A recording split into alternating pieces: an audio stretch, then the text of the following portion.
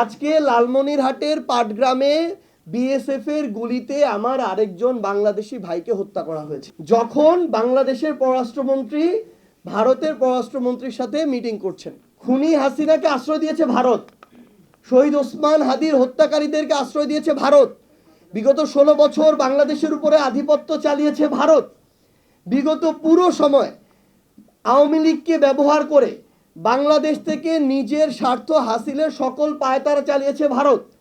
সেখানে সম্পর্ক স্বাভাবিকের প্রক্রিয়া কিংবা সেই কার্যক্রম তো তাদের উদ্যোগ নেওয়ার কথা, তাদের আসার কথা ছিল। তা না করে আমরা দেখি যেই বর্তমান পররাষ্ট্রমন্ত্রী এর আগে তারেক রহমানের সাথে বসার বা ডক্টর ইউনূসকে বসিয়ে দেওয়ার উপহার স্বরূপ বর্তমানে পররাষ্ট্র মন্ত্রণালয় পেয়েছেন, তিনি আবার সম্পর্ক স্বাভাবিক করতে গিয়েছেন। তো আমাদের আসলে আশঙ্কা হয়, কারণ তিনি যখন যেখানে গিয়েছেন তিনি দিয়ে এসেছেন, কখনো নিয়ে আসতে পারেন নাই।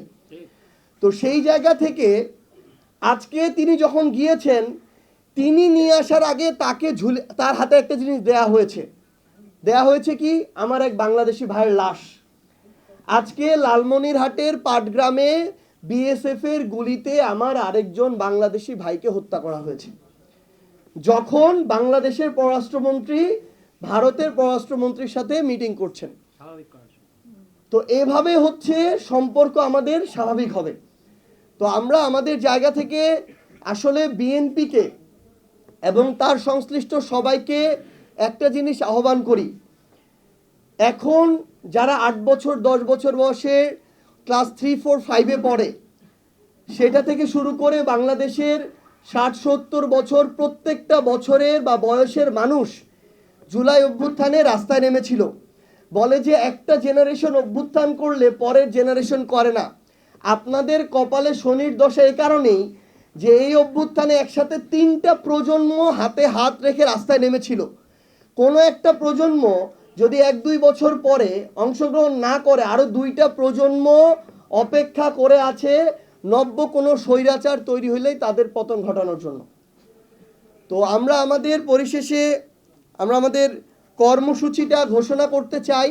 তার আগে একটা কথা শুধু বলি, সংসদে আমাদের অর্থমন্ত্রী ঋণ খেলাপিদের তালিকা প্রকাশ করলেন 20 জনের।